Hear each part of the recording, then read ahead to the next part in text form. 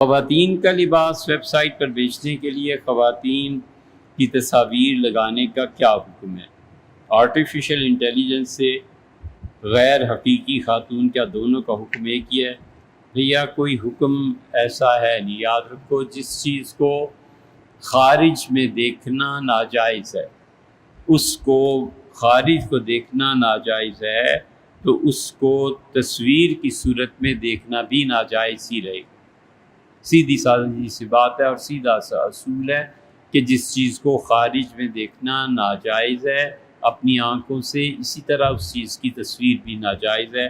یہ جو خواتین کے میک اپ اور یہ سسٹم اور یہ سارا کچھ کرتے ہیں، بغیر ضرورت کے کسی شخص کی تصویر لینا ہی جائز نہیں۔